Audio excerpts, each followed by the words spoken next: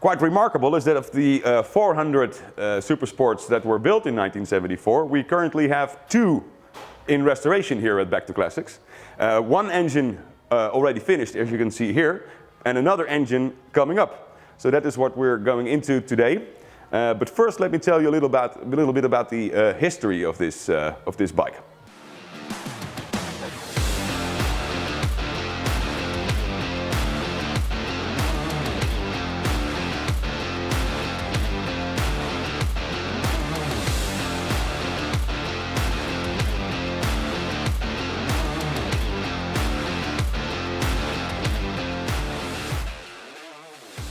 Welcome to another episode here at Back to Classics.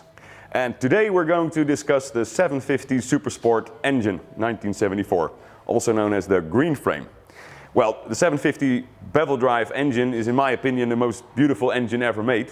And this being the Supersport specification, it must be the ultimate incarnation of that specific engine. So, in fact, the crème de la crème. So, at the end of the 1960s, there was a turning point in motorcycling industry. As before that time, motorcycles were often bought as a means of everyday transport, but during the 1960s it became more and more of a recreational use that was coming about.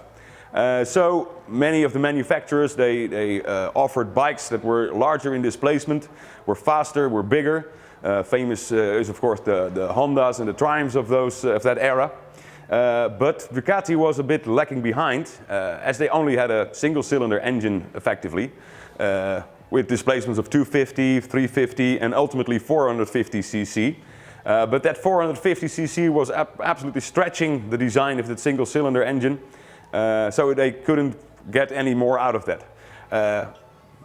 Ultimately, it became necessary to design a completely new engine, and in 1970, Fabio Taglioni, the famous head of engineering at Ducati, started designing the 750 engine. That ultimately saw its way in the 750 GT of 1971 and 72, but that focused a lot more on the touring side of driving, and it was being a racing heritage company, Ducati decided to go racing with that 750 engine to get a more sporty following for the bike. In fact, what they were known for as well for in the single-cylinder branch. So they entered 2 750 racing bikes for the 200 Imola race in 1972. And not only did they enter these 2 racing bikes, they won fair and square. Paul Smart being first, Bruno Spadjari on second place. So that was an absolute success, and it cemented Ducati's reputation as a builder of large displacement, racing, sporty motorcycles. Well, that being said, it was still a racing bike, and no commercial way of offering a more sporty bike was done at the time. That was first done with the 750 Sport.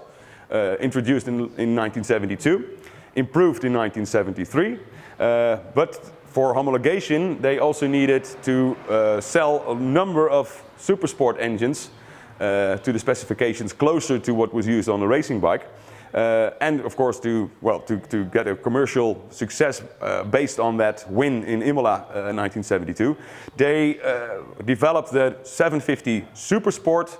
First in 1973, where there were a number of prototypes shown to the public, and finally in 1974 with the production green frame, as it's now called, all being hand-built in Borgo Panigale factory at the time to specific 1974 specifications.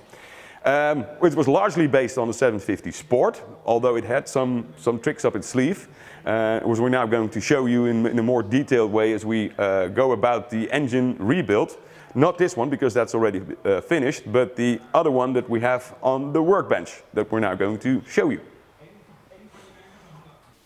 So first up are the crankcases, obviously, and these have been aqua blasted and completely restored to get them fresh and clean and good to go.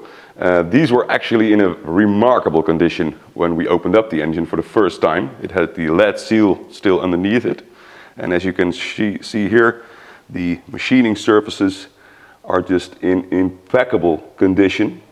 I can show you the other side right now.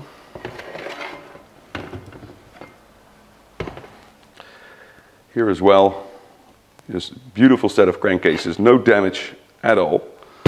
And the other side as well. As you can see, we already mounted, as you can point out it here, we already mounted the fourth gear, which is the sleeve gear on the output shaft of the gearbox. That has already been in place, as well as all the bearings have been replaced. And of course, it has the sprocket and nut on that side as well. And for obvious reasons that we'll go into later, the bevel gear, the center bevel gear has already been mounted. That has to be done prior to fitting the crankshaft. So again, these are a beautiful set of original 750 Supersport crankcases, and that will be assembled later on. Next up is the crankshaft that has also already been rebuilt. This came a bit too late to make a video, but we'll surely make a video about crankshaft rebuilds and how we go about that. This has already been finished, but again, it was in very good condition, albeit that the big end bearings, so the bearings that are on the big end side, as you can see, they cannot be seen, but they're inside these conrod big end, of course. They have been replaced with a slightly larger pin and new bearing rollers to get them to the right clearance that is needed for the crankshaft.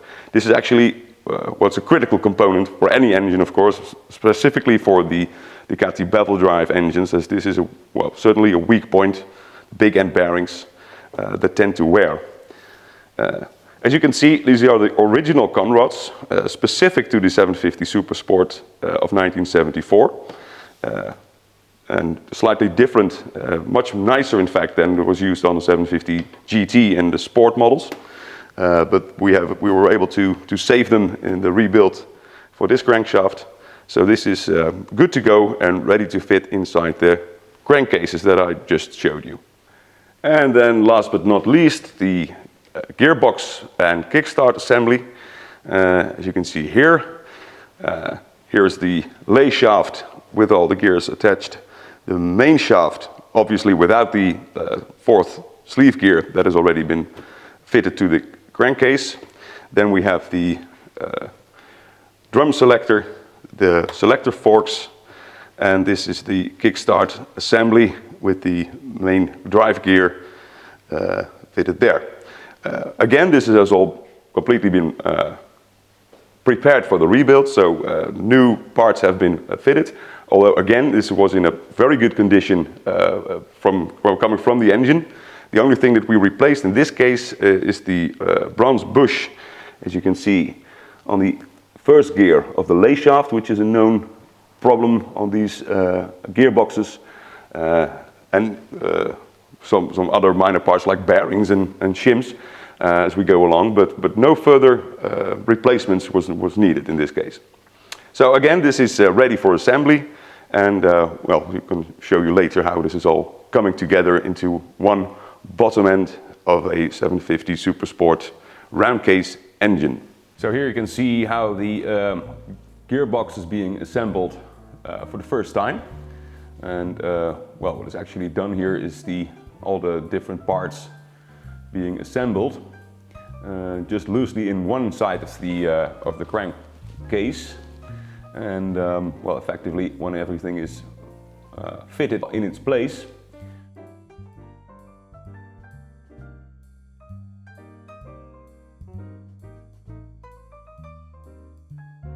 and these gears have all been placed on a shaft, but these engines have shims between a lot of these gears on the shaft, and they are necessary to be put exactly in place by using these shims in order to have a good gear change. So that can take quite some time to assemble. It's not the easy job to just fit everything together and that it's done. No, you need to be absolutely sure that the gear change is working properly. Here you can see how the kickstart shaft is being assembled.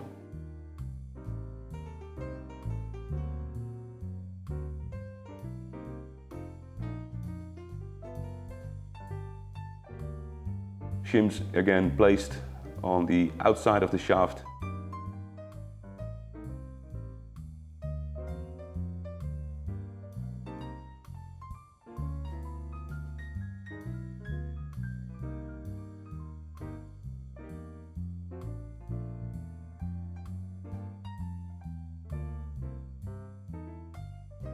Now the crankshaft is being placed again with shims to make sure that the lateral play is set to 0. It's difficult to know exactly how tight the crankshaft needs to be fitted inside the cases. There needs to be no lateral play, absolutely 0. But also for racing engines especially, we tend to make sure that the fitment is a little bit over tight to make sure that the heat, when the engine is heating up, it will effectively make sure that the main bearings have the correct specifications in load compared to the crankshaft. So here is the final assembly of the crankcase.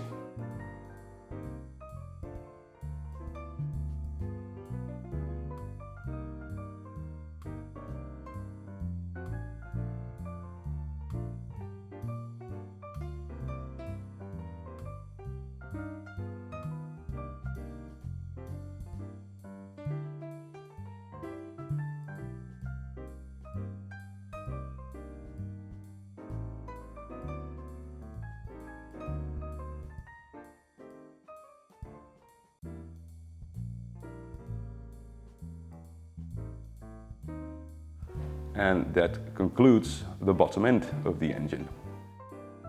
Here you can see the gear change being tested, making sure that everything is working properly.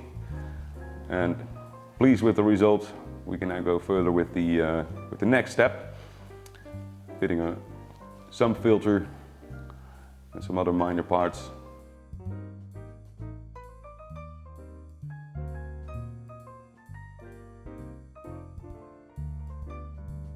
Some residue of the silicone gasket that we use can be wiped off the engine while it's still drying. Better to be safe than sorry, obviously, when you close the crankcases. No oil will come out eventually. That's why we always use, next to the paper gasket, also a little bit of silicone gasket.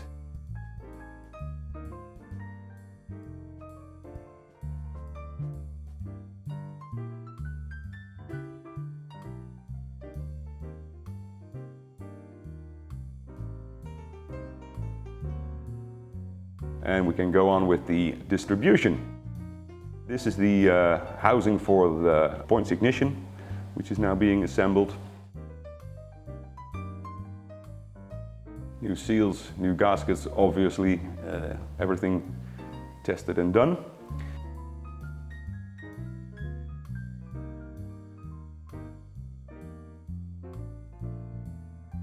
And markings are made for the timing of the distribution, so that it's easier to see later in the process. There are markings on the gears, but these are quite hard to find, and if we mark them with a little bit of a field marker. Here the oil pump is assembled.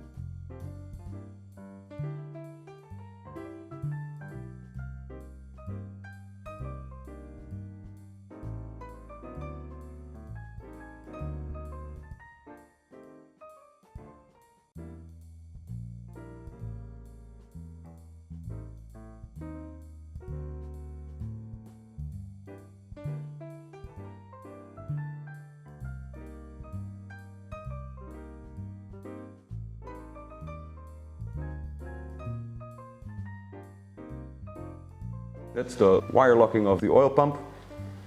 On these round case engines, the oil pump is driven directly from the crankshaft with this gear that has now been fitted there with a lock washer and a nut.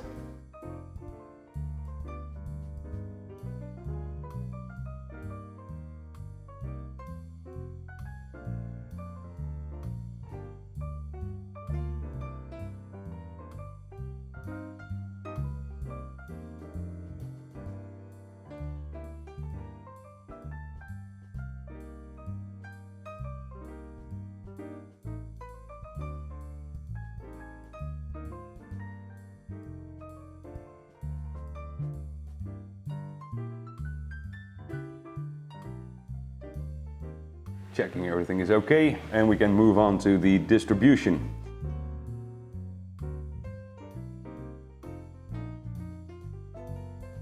So the distributor, the housing for the ignition is now in place, and the bearing bushes are now assembled for the distribution of the bevel drives. This is also a very critical component to these 750 round case engines, and the main reason why they changed the design, because this takes quite a lot of time to get right. These gears, they need to be perfectly aligned to each other, and there are a total of 5 that needs to be adjusted to work with each other, and that is all done again with shims. So every gear and its exact position is determined by the amount of shims that is put underneath the shafts. And you can see here even the thickness of the gasket is of importance to how the gears are meshing to each other. There should be no backlash in any of these gears, so it should be perfectly running without any interference.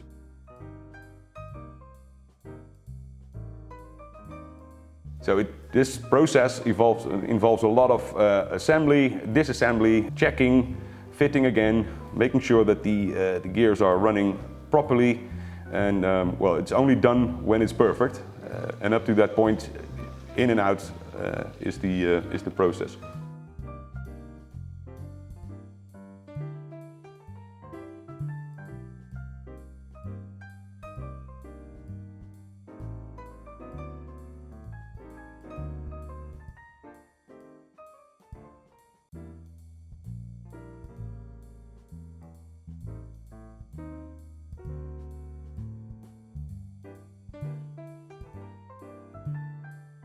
So you can see here, it's only the front cylinder that's now being done, and we're moving to the rear to repeat the same process.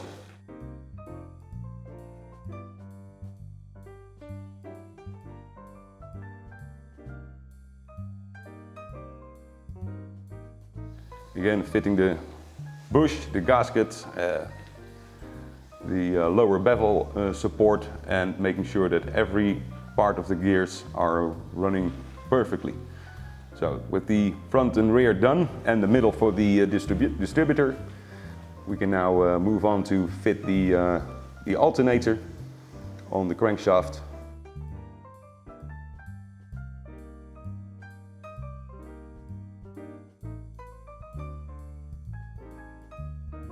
These are set to specific torque levels. Always checking to make sure that everything's fine before moving on to the next job.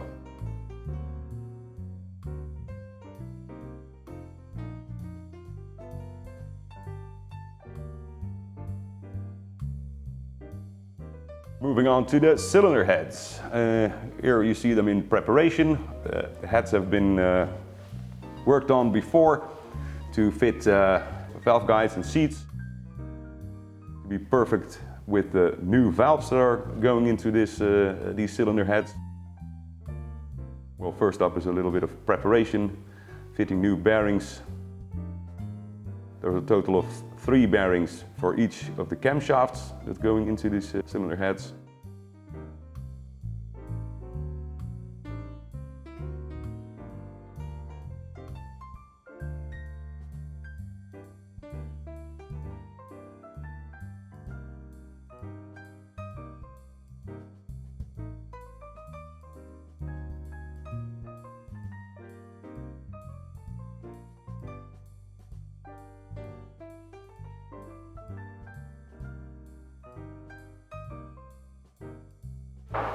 First, the side play. Put the shim on the valve stem so you can see it exactly where you are, and find yourself some shims.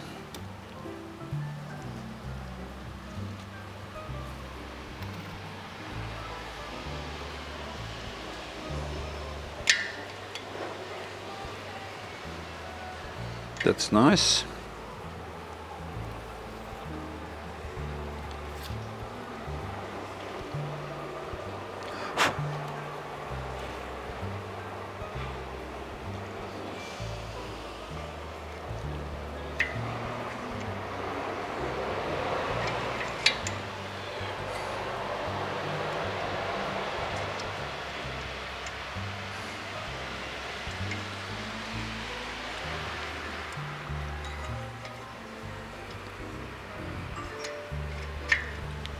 Okay, well,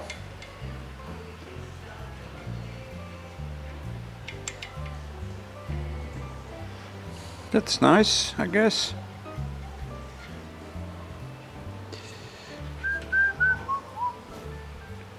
There it is.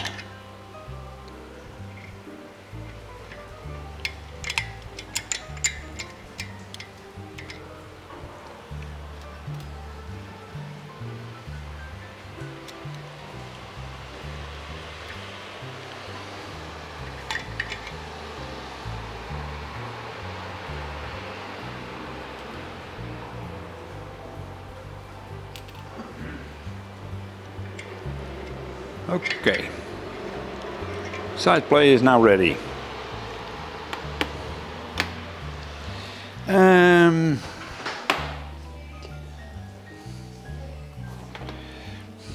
Rocker pin,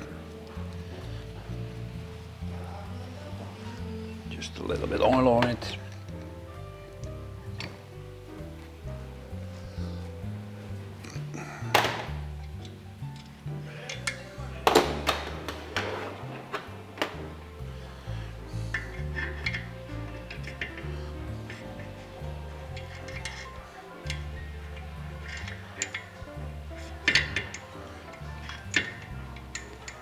Well, that's obvious too much. And I'm going to measure this feeler gauge, which I have here. So let's see what we have here. That's 0.40, so I need a shim 0.30 thicker than this one. Pull this one out. Measuring this one, it gives 2.40, so I need 2.70 shim. I'm going to look for it. 2.70, that's over there. Do I have one? Yeah, I do have a 2.70 here.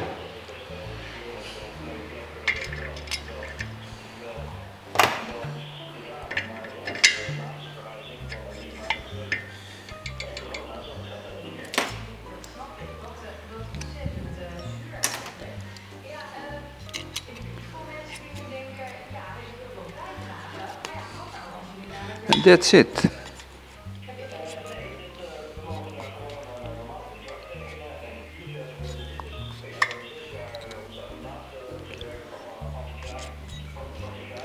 It's a little bit too tight. It's a little bit too tight. So I'm going to find then a smaller one. All right, see you later. Okay, I found myself a new sim, which is a little bit thinner. See what happens.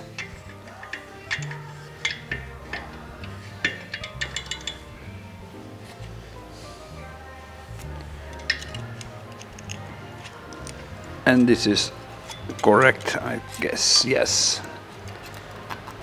It goes sticky in and out. So it's a little bit less than 0.10. Okay,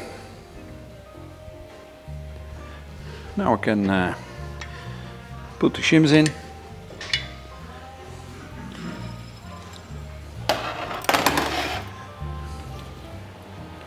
Again, doing some grease on it.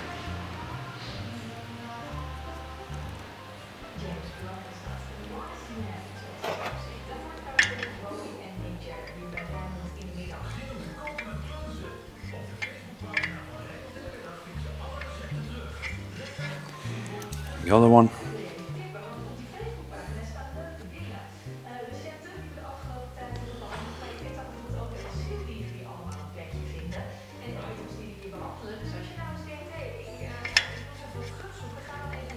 Okay, perfect. Holding it in place and then put in the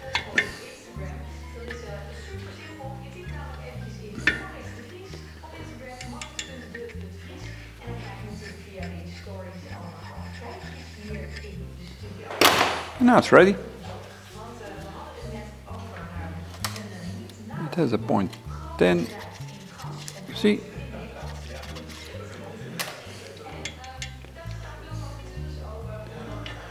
Let's see what happens.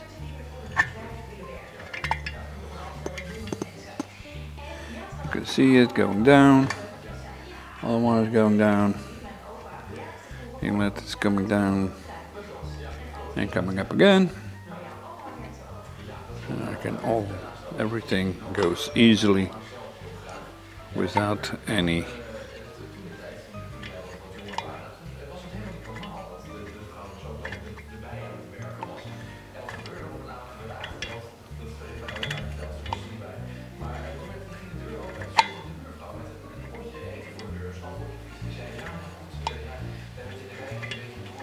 okay, there are the points again.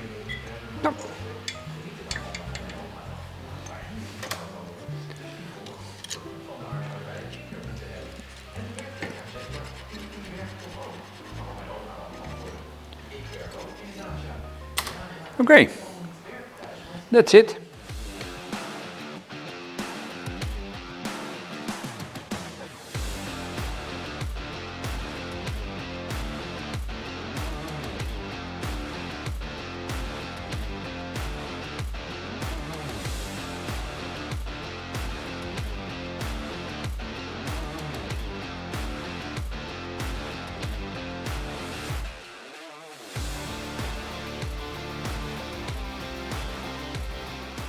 So we're off to Lekkerkerk to our good friend and photographer Ernst Klip to have the 750 Supersport engine photographed.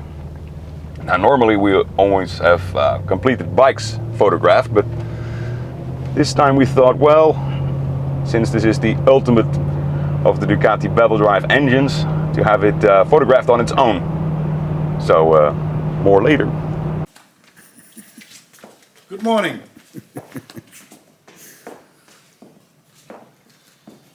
Kijk hier of ik het mooi vind.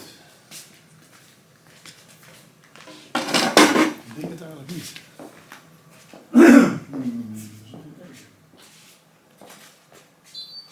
Nee, zie je dat ook wel.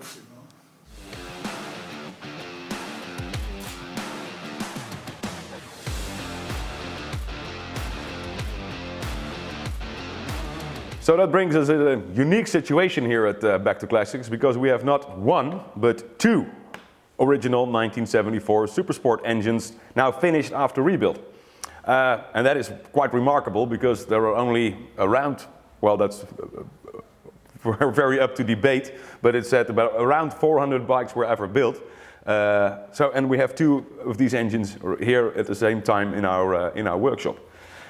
Both of these engines will go into their accompanying rolling chassis, obviously, which we will be restoring as well. So that's enough to do in future episodes where we make complete motorcycles out of these two engines. So be sure to keep following us and keep track of what we're doing here at Back to Classics. So that's it for today. Hope you've learned something. Thank you for watching. Toodaloo-dokie. See you next time.